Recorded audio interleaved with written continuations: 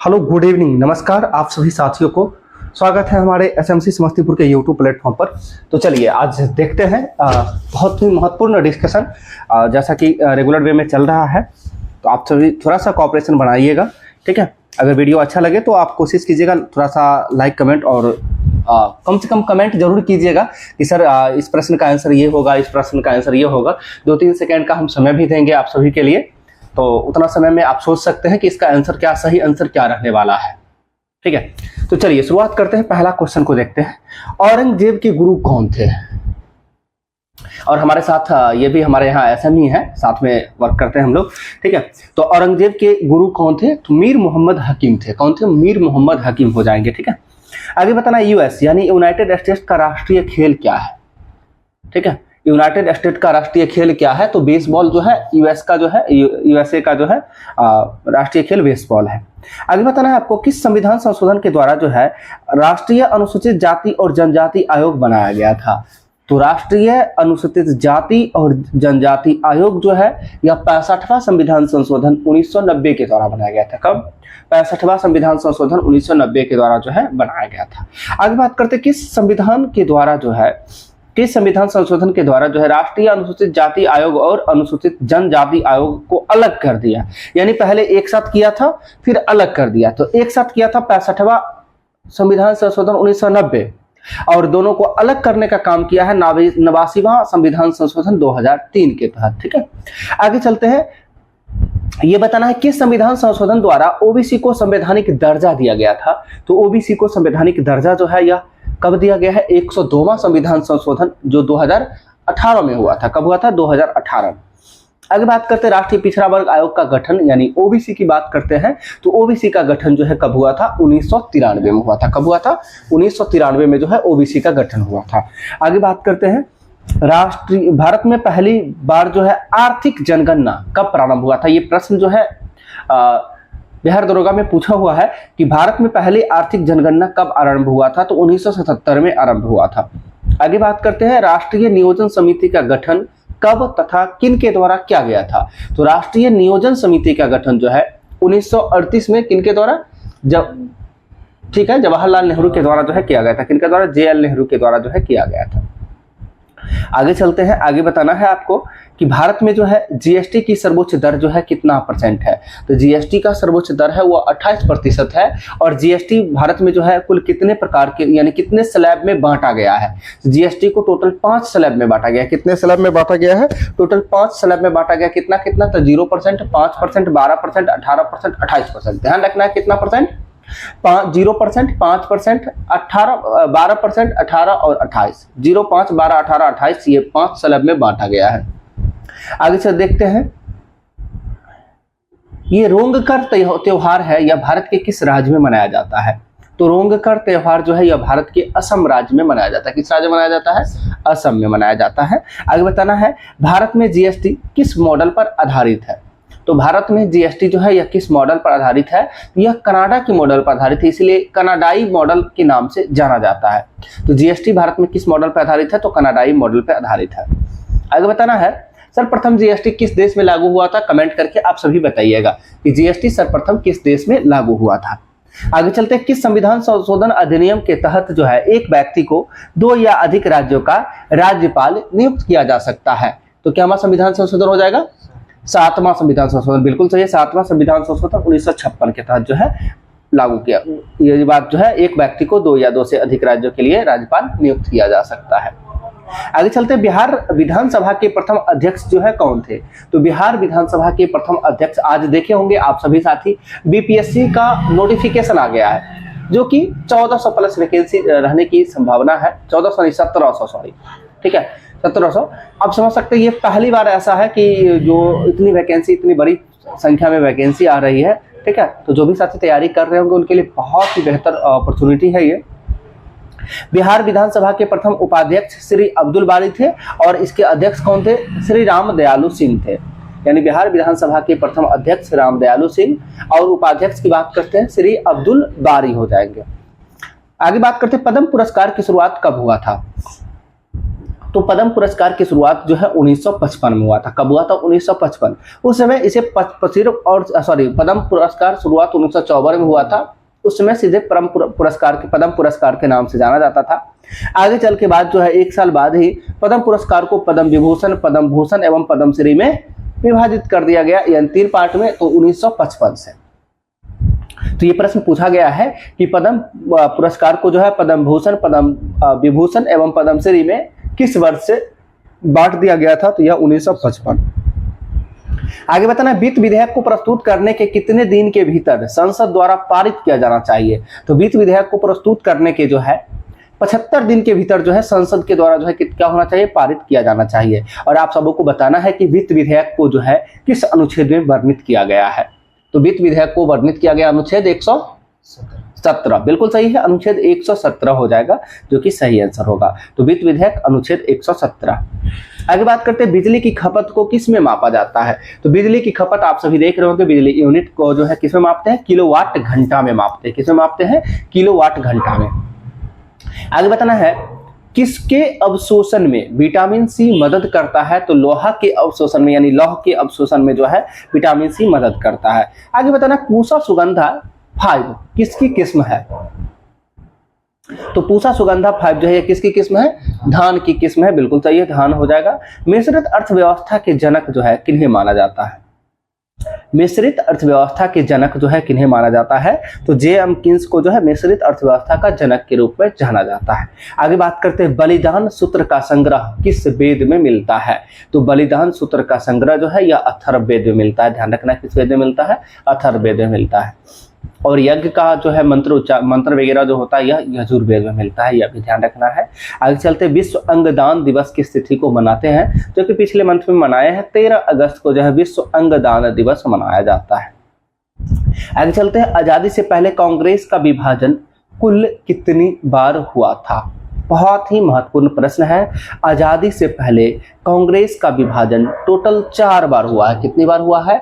4 बार। कब कब? सबसे पहले 1907 के सूरत अधिवेशन, दूसरा 1918, तीसरा 1923 और चौथा 1939। ये ध्यान रखना है, आजादी से पहले कांग्रेस का कुल विभाजन कितनी बार? 4 बार, 1907, 1918, 1923 और 1939। और ये भी पूछा जाता है आजादी के बाद पहली बार कांग्रेस का विभाजन कब हुआ था? 1969 में। ठीक है, आगे चलते हैं, पुच्छल तारे के बारे में जानकारी किनके द्वारा दिया गया था? तो पुच्छल तारे के बारे में जानकारी जो है टाइको ब्राहे के द्वारा दिया गया था। किनके द्वारा दिया गया था? टाइको ब्राहे के द्वारा दिया गया था। आगे चलते हैं, मिट्टी की उर्वरता को मापने वाला बैरोमीटर किसे कहा जाता है? तो मिट्टी की उर्वरता को मापने वाला बैरोमीटर जो है केचुआ को कहा जाता है। किसको कहा जाता है? केचुआ को कहा जाता है। आगे बात करते हैं, सिल्क वर्म किस संघ का जंतु है? तो सिल्क वर्म जो है यह आर्थ्रोपोडा संघ का जंतु है। किस संघ का है? आर्थ्रोपोडा संघ का जंतु है। तो जो भी साथी हमारे आगे आगामी किसी भी एग्जाम की तैयारी कर रहे हैं, चाहे बिहार एसएससी सचिवालय का तैयारी कर रहे हो, चाहे बिहार एसएससी इंटर स्तरीय हो, चाहे आगामी बिहार दरोगा हो, या फिर आपका रेलवे एनटीपीसी हो, या फिर ग्रुप डी तो अभी वैकेंसी आई नहीं है, एएलपी टेक्नीशियन की वैकेंसी है, तो किसी भी एग्जाम की तैयारी कर रहे होंगे उन साथी के लिए बहुत ही बेस्ट है ये डिस्कशन, जो आप पर डे सुनने का प्रयास करेंगे। आराम से हेडफोन लगा के आप सुनते रहेंगे, कोई वर्क भी कर रहे हैं उस दौरान भी। अगर रेगुलर कंटिन्यू करते हैं तो अच्छे लेवल का जो क्वेश्चन आप गलत कर रहे होंगे वो प्रश्न आपका गलत नहीं होगा। तो इस चीज़ों का ध्यान रखना है और सुनिए, कोशिश कीजिए कॉपी पेन लेके बैठे ताकि इस चीज़ों को नोट भी करते रहें तो और बेहतर हो जाएगी आपके लिए। तो अभी का जो प्रश्न था, सिल्क वर्म जो है किस संघ का जंतु है? तो यह आर्थ्रोपोडा संघ का जंतु है। किस संघ का है? आर्थ्रोपोडा संघ का जंतु है। आगे बात करते हैं, नेताजी सुभाष चंद्र का जन्म जो है कब हुआ था? नेताजी सुभाष चंद्र बोस का जन्म जो है कब हुआ था यह बताना है। तो नेताजी सुभाष चंद्र बोस का जन्म की यदि हम बात करते हैं, यह 23 जनवरी 1897। बिल्कुल सही है, 23 जनवरी 1897। और आपको यह भी बताना है कि 23 जनवरी को किस दिवस के रूप में मनाते हैं? तो पराक्रम दिवस। पराक्रम दिवस किस तिथि को मनाते हैं? 23 जनवरी को ही मनाते हैं, सुभाष चंद्र बोस के जन्म दिवस के। और नेताजी सुभाष चंद्र बोस का जन्म जो कहाँ हुआ था? उड़ीसा के कटक में हुआ था। कहाँ हुआ था? कटक में।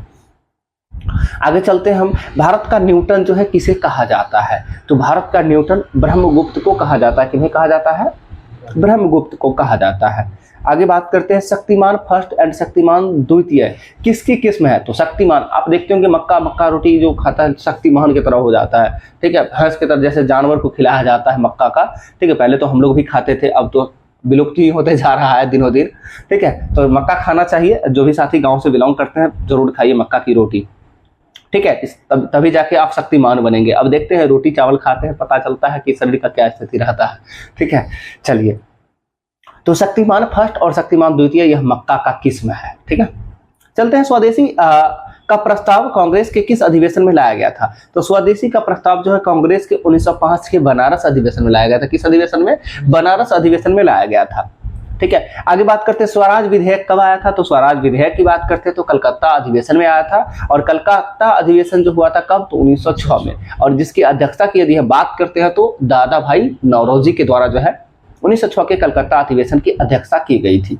स्वराज विधेयक की अभी बात की, कलकत्ता अधिवेशन जो है 1906, और स्वराज शब्द का सर्वप्रथम प्रयोग करने वाले व्यक्ति कौन थे? बाल गंगाधर तिलक थे। कौन थे? बाल गंगाधर तिलक, जिनके द्वारा 1895 में ही स्वराज शब्द का प्रयोग किया गया था। अभी बात किए थे स्वदेशी का प्रस्ताव कांग्रेस के किस अधिवेशन में लाया गया था। तो बनारस अधिवेशन 1905 में, और आप सबों को बताना है कि बनारस अधिवेशन 1905 की अध्यक्षता किन के द्वारा किया गया था, ठीक है, बहुत ही चर्चित व्यक्ति रहे हैं, ठीक है। चलिए आगे चलते हैं। पूर्ण स्वराज का लक्ष्य की बात यदि करते हैं तो पूर्ण स्वराज का लक्ष्य जो है यह 1929 के लाहौर अधिवेशन, किस अधिवेशन में? लाहौर अधिवेशन। आपको बताना है लाहौर अधिवेशन की अध्यक्षता किन के द्वारा किया गया था। तो JL नेहरू जी के द्वारा जो है 1929 के लाहौर अधिवेशन की अध्यक्षता की गई थी। आगे बताना है गो बैक साइमन कमीशन का नारा जो है किन के द्वारा दिया गया था। तो गो बैक साइमन कमीशन का नारा जो है यूसुफ मेहर अली के द्वारा दिया गया था। किनके द्वारा? यानी साइमन कमीशन वापस जाओ का नारा जो है यूसुफ मेहर अली के द्वारा जो है दिया गया था। आगे चलते हैं। मानकोट का दुर्ग जो है किसने बनाया था। तो मानकोट का दुर्ग जो है यह इस्लाम शाह सूर के द्वारा बनाया गया था। किसके द्वारा बनाया गया था?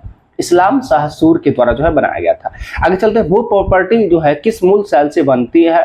तो भू प्रॉपर्टी जो है किस मूल सेल से बनती है? आग्नेय चट्टान से बनती है। किससे बनती है?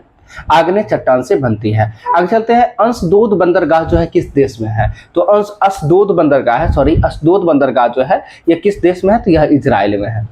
किस देश में? इजराइल में है। आगे बात करते हैं। आर्यभट्ट पुरस्कार 2024 जो है किन्हें मिला है। तो पाबुलुरु सुब्बाराव को मिला है। किन्हें मिला है? पाबुलुरु सुब्बाराव को जो है आर्यभट्ट पुरस्कार 2024 मिला है। और अभी बताएं अस्दोद बंदरगाह किस देश में है। तो इजराइल में स्थित है। आगे बताना है खोंगजोम दिवस जो है यह किस राज्य का त्योहार है। तो मणिपुर का, बिल्कुल सही है। खोंगजोम दिवस जो है मणिपुर का त्योहार है।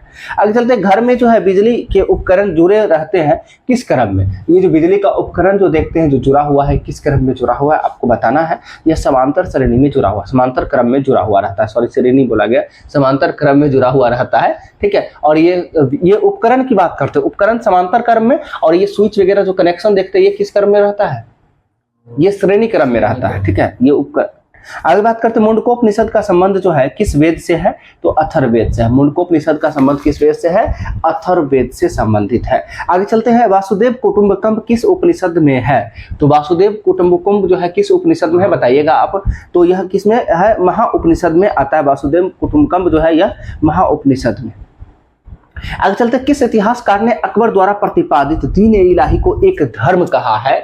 तो दीन-ए इलाही को जो है किसके द्वारा प्रतिपादित किया गया था? अकबर के द्वारा। और दीन-ए इलाही जो है कब? तो 1582 में। और एक साल बाद आता है 1583 में इलाही संवत। तो दीन-ए इलाही धर्म का स्थापना जो अकबर के द्वारा कब किया गया था, घोषणा कब किया गया था? 1582 में। और इलाही संवत का स्थापना, संवत की घोषणा 1583 में किया गया था। और आपको ये बताना था कि अकबर के द्वारा प्रतिपादित दीन-ए इलाही को किस इतिहासकार ने इसे धर्म कहा है। तो अब्दुल कादिर बदायूनी के द्वारा जो है इसे क्या कहा गया? धर्म की संज्ञा दी गई है। आगे चलते हैं। 15 अगस्त 1947 के जो अधिवेशन हुआ था दिल्ली अधिवेशन, और इस दिल्ली अधिवेशन की अध्यक्षता किसके द्वारा किया गया था। तो डॉक्टर राजेंद्र प्रसाद के द्वारा जो है इस दिल्ली अधिवेशन की अध्यक्षता की गई है।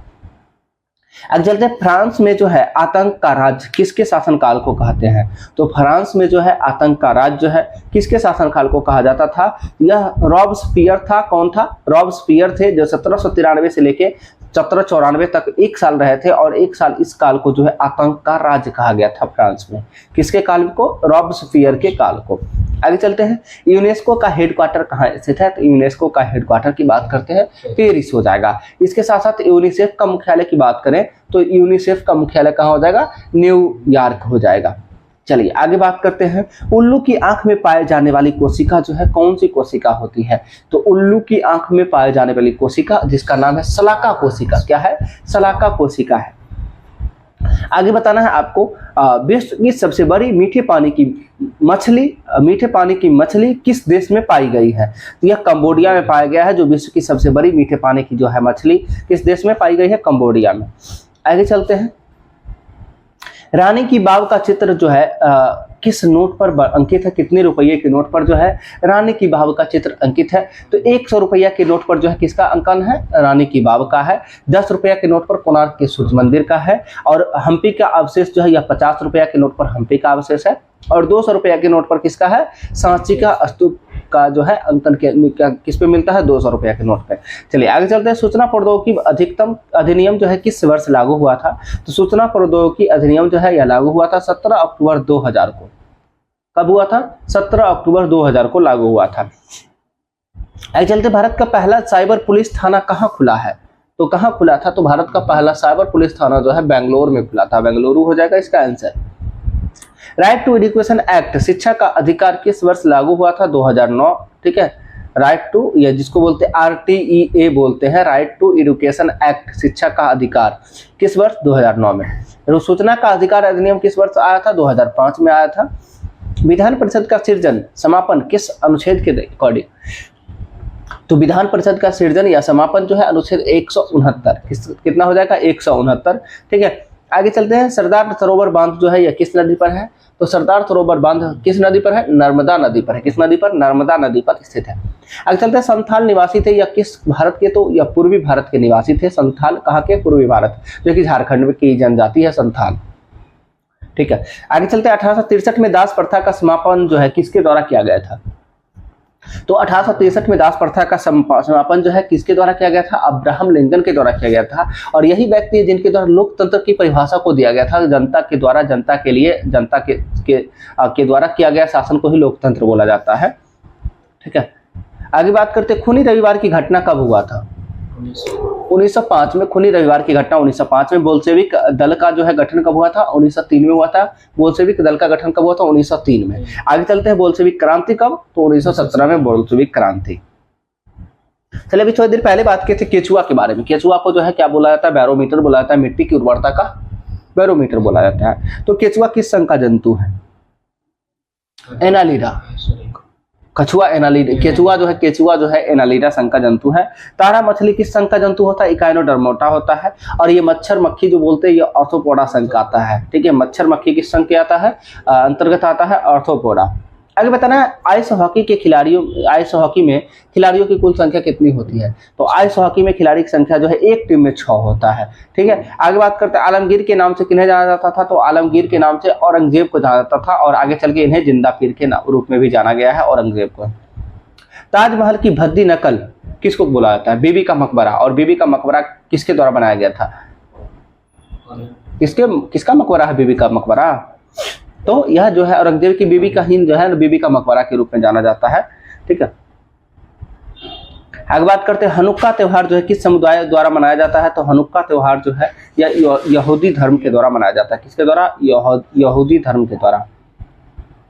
और यहूदी धर्म का सुकोत त्योहार भी होता है। आगे चलते हैं, 2 सितंबर 1946 को गठित अंतरिम सरकार के अध्यक्ष कौन थे? तो 2 सितंबर 1946 को गठित अंतरिम सरकार के जो अध्यक्ष थे वो लॉर्ड बेबल थे। कौन थे? Lord Wavell. और इसके उपाध्यक्ष की बात करते हैं तो JL नेहरू जो है इसके उपाध्यक्ष हो जाएंगे। आगे बात करते हैं, द बैचलर ऑफ आर्ट के लेखक कौन है? तो द बैचलर ऑफ आर्ट के लेखक है KR Narayanan. The bachelor of art के लेखक कौन हो जाएंगे? KR नारायणन हो जाएंगे। आगे चलते, महात्मा गांधी द्वारा जो है वर्धा में सेवाग्राम की स्थापना कब की गई थी? तो महात्मा गांधी के द्वारा जो है वर्धा में सेवाग्राम की स्थापना 1936 में किया गया था। कब? 1936 में। आगे बताना है, अदूरदर्शी शासक के उपनाम से किसे जाना जाता है? तो अदूरदर्शी शासक के उपनाम से जो जाना जाता है वह MBT को जाना जाता है। मोहम्मद बिन तुगलक को जाना जाता है।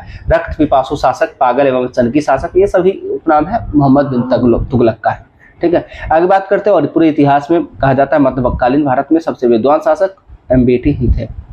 ठीक है, आगे चलते हैं। और इनकी मृत्यु के बाद ही कहा गया है कि राजा को प्रजा से और प्रजा को राजा से मुक्ति मिल गई। और किसके द्वारा कहा गया था, किस इतिहासकार के द्वारा, आप सब लोग कमेंट करके बताइएगा। ठीक है, जो लोग कमेंट करेंगे उन लोगों का जो है कल के वीडियो में फर्स्ट में नाम बोला जाएगा कि फलाने फलाने लोग जो है इस क्वेश्चन का सही आंसर दिए थे। तो आप सबों को बताना है कि मोहम्मद बिन तुगलक के बारे में किस इतिहासकार के द्वारा कहा गया था कि राजा को प्रजा से और प्रजा को राजा से मुक्ति मिल गई। आगे बात करते हैं अंग्रेजों के व्यापार केंद्र स्थापित करने का क्रम जो था। तो अंग्रेज सबसे पहले सूरत में व्यापार केंद्र स्थापित किए थे, इसके बाद मद्रास, बंबई, कोलकाता, ये 4 को क्रम ध्यान रखना है। सबसे पहले कहा सूरत में, मद्रास, बंबई, कोलकाता, ये 4 इसका क्रम है, ध्यान रखना है। चलिए आगे चलते हैं। The Indian war of independence नामक पुस्तक के लेखक कौन है? तो the Indian war of independence नामक पुस्तक के लेखक बी.डी. सावरकर हो जाएंगे। कौन हो जाएंगे? बी.डी. सावरकर हो जाएंगे। आगे बात करते हैं 1857 के लेखक कौन, यानी 1857 पुस्तक है, इसके लेखक एस.एन. सेन है। कौन है? एस.एन. सेन। आगे बात करते हैं हिस्ट्री ऑफ इंडियन म्यूटिनी के लेखक, तो टी.आर. होम्स हो जाएंगे हिस्ट्री ऑफ इंडियन म्यूटिनी के लेखक। आगे द ग्रेट रिवेलियन के लेखक तो अशोक मेहता हो जाएंगे, द ग्रेट रिवेलियन के लेखक अशोक मेहता। अगला पुस्तक है बहिष्कृत भारत, जो बहुत ही चर्चित व्यक्ति हैं, बाबा साहब अम्बेडकर के द्वारा लिखा गया था पुस्तक बहिष्कृत भारत। और इस पुस्तक जो है किस भाषा में लिखा गया था यह बताना है, तो मराठी भाषा में जो है बहिष्कृत भारत लिखा गया था।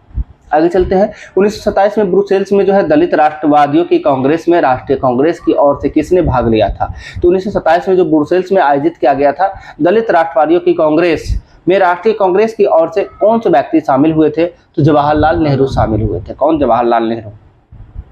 आगे चलते हैं हाउस ऑफ द पीपुल को लोकसभा नाम कब दिया गया था? तो पहले लोकसभा को पुराना नाम क्या था? हाउस ऑफ द पीपुल था, और इसे लोकसभा के रूप में 1954 से संबोधित किया गया। कब? 1954, जो कि 23 अगस्त 1954। आगे चलते हैं काउंसिल ऑफ स्टेट का नाम जो है राज्यसभा दिया गया था। कब? यानी राज्यसभा का पहले उपनाम क्या था? Council of state. और लोकसभा का क्या नाम था? हाउस ऑफ द पीपुल, यानी जनता का सदन, जनता का लोकप्रिय सदन लोकसभा को ही बोला जाता है। ठीक है, या निम्न सदन किसको बोला जाता है? लोकसभा को। और राज्यसभा को उच्च सदन के रूप में जानते हैं। और काउंसिल ऑफ स्टेट इससे पहले नाम था, तो इसे कब दिया गया था? 23 अगस्त 1954 को ही काउंसिल ऑफ स्टेट का नाम बदलकर क्या कर दिया गया था? राज्यसभा। और 23 अगस्त 1954 को ही हाउस ऑफ द पीपुल को नाम बदलकर क्या कर दिया गया था? लोकसभा कर दिया गया था। आगे चलते हैं पहले प्रधानमंत्री जिन पर अविश्वास प्रस्ताव लाया गया था। ये पहले प्रधानमंत्री कौन थे? जे.एल. नेहरू थे, जिन पर अविश्वास प्रस्ताव लाया गया था। और सर्वाधिक अविश्वास प्रस्ताव जो है किन प्रधानमंत्री पे लाया गया था? इंदिरा गांधी पर जो है सबसे अधिक बार अविश्वास प्रस्ताव किन पे? इंदिरा गांधी पे। सबसे पहले जवाहरलाल नेहरू। आगे चलते मंत्रिमंडल तानाशाह का विचार किसकी देन है?